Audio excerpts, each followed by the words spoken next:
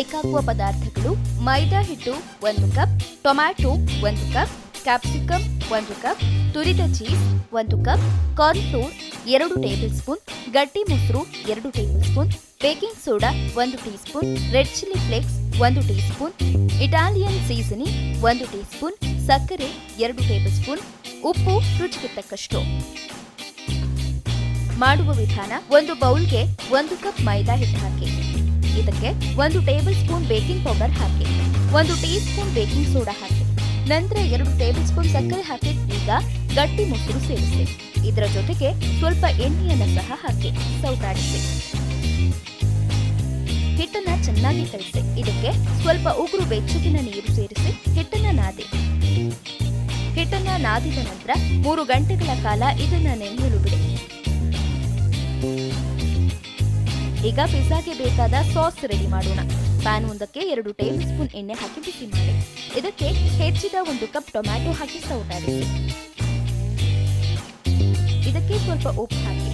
Tomato smooth and soft ಆಗಬೇಕು. 2 table spoon ಸಕ್ಕರೆ ಹಾಕಿ ಟೊಮ್ಯಾಟೊವನ್ನು ಬೇಯಿಸಿ ಸೌಟ್ನಿಂದ ಮ್ಯಾಶ್ ಮಾಡಿ.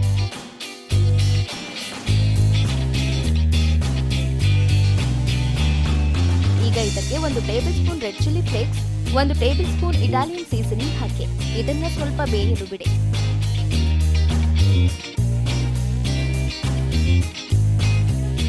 ಪಿಜ್ಜಾಗೆ ಬೇಕಾದ ಸಾಸ್ ರೆಡಿ ಆಗಿದೆ. ಇದನ್ನ ಒಂದೆಡೆ ಇಡಿ.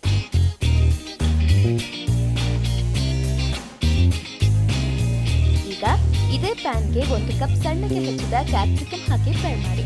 ಬೇಕಿದ್ರೆ ಇದಕ್ಕೆ ಮಶ್ರೂಮ್ ಸಹ ಸೇರಿಸಬಹುದು. ಚಿಟಿಕೆಯಷ್ಟು ಉಪ್ಪು ಹಾಕಿ. ಹಿಟ್ಟು ಚೆನ್ನಾಗಿ ನೆನೆದಿದೆ. ಈಗ ಸ್ವಲ್ಪ ಎಣ್ಣೆ ಹಾಕ್ಬಿಟ್ಟು ಮತ್ತೆ ನೀಡಿ.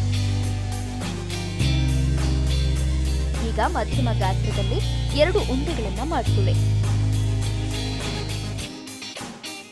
ಈಗ ಉಂಡೆಯನ್ನ ಈ ರೀತಿಯಾಗಿ ಮಾಡಿ. ಸ್ವಲ್ಪ ಕಾರ್ನ್ಫ್ಲೋರ್ ಅಥವಾ ಆಲ್ ಪರ್ಪಸ್ ಹಿಟ್ಟನ್ನ ಸ್ವಲ್ಪ ಹಾಕೊಂಡು ಲಟ್ಟಿಸಿ. 8 ರಿಂದ 9 ಇಂಚಿಗೆ ಲಟ್ಟಿಸಿ.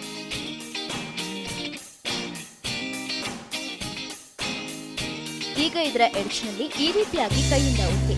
ಈಗ ಫೋರ್ಕ್ನಿಂದ ಈ ರೀತಿಯಾಗಿ ಪ್ರೆಸ್ ಮಾಡಿ.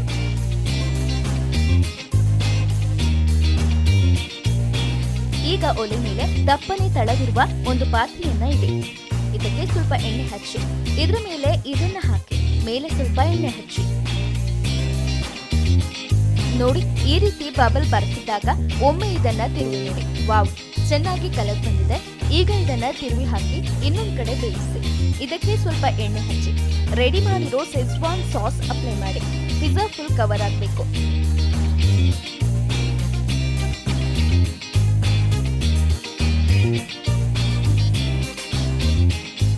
ಈಗ ಇದರ ಮೇಲೆ ಬೇಯಿಸಿದ ಕ್ಯಾಪ್ಸಿಕಮ್ ಮಸಾಲೆಯನ್ನ ಹರಡಿ. ಇದರ ಮೇಲೆ ಇಟಾಲಿಯನ್ ಸೀಸನಿಂಗ್ ಹಾಕಿ. ಫೈನಲ್ ಆಗಿ ತುರಿದ ಚೀಸ್ ಹಾಕಿ ಚೆನ್ನಾಗಿ ಬೇಯಿಸಿ. ಮನೆಯಲ್ಲಿ ಓವನ್ ಇಲ್ಲ ಅಂದ್ರೂ ಈ ರೀತಿಯಾಗಿ ಪಿಜ್ಜಾವನ್ನ ತಯಾರಿಸಬಹುದು. ಪಿಜ್ಜಾ ರೆಡಿಯಾಗಿದೆ. ಈಗ ಪಿಜ್ಜಾವನ್ನ ತೆಗೆಯೋಣ.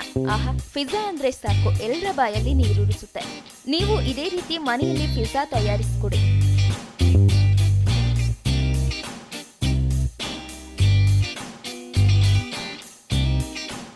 ಹೊರಗಡೆ ಹೋಗಿ ತಿನ್ನೋದಕ್ಕಿಂತ ಮನೆಯಲ್ಲೇ ಯಮ್ಮಿ ಪಿಜ್ಜಾ ಮಾಡಿ ನೋಡಿ.